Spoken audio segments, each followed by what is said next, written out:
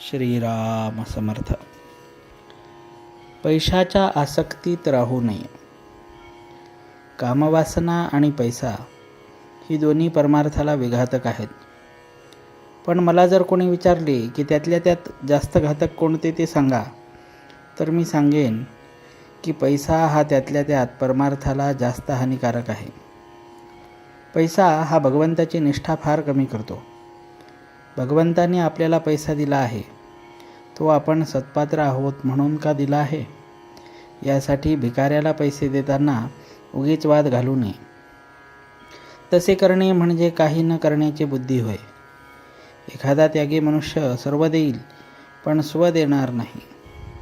स्व देऊन मग सर्व ठेवले तरी चालेल, पण सर्व देऊन स्व ठेवला तर ते मात्र चालणार नाही. म्हणजेच मी देतो ही भावना राहिली तर सर्वच देणे वाया जाते. मुख्य म्हणजे त्यातली वासना गेली पाहिजे, तर खरे सुख लागते.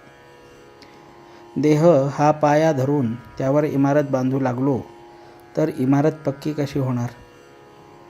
मी माझा देह म्हणतो, पण ताप येणे न येणे, इजा होणे न होणे हे आपल्या हातात आहे का?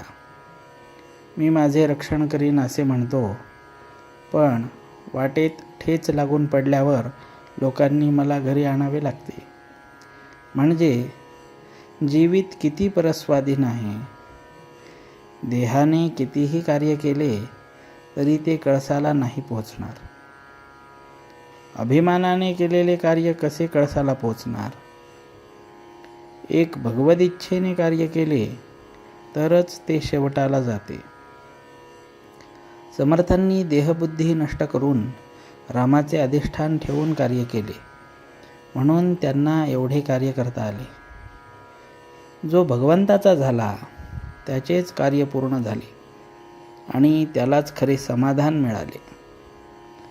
राजाच्या पोटी आलेले देखील भिकारी होऊन जातात. मग मी संपत्तीचा कुठे गर्व करावा?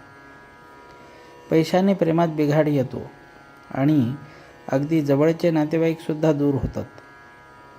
मी खरे सांगतो, पैशाच्या आसक्तीत तुम्ही राहू नका. ही आसक्ती नाहीशी करण्याचा सोपा उपाय म्हणजे संत समागम हाच होय. आज खरे संतच कुठे आहेत असे आपण म्हणतो, पण आम्हाला संत भेटावा ही तळमळच खरी लागलेली नसते. संतात संतपणा दिसत नाही याचे कारण आमच्यात तळमळ नाही.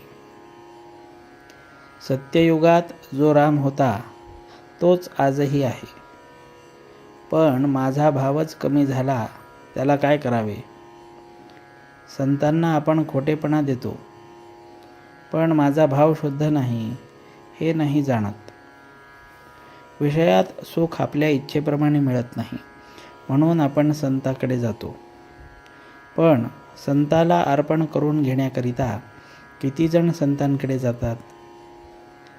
देवाकरिता देवाकडे जाणारे किती बरे निघतील?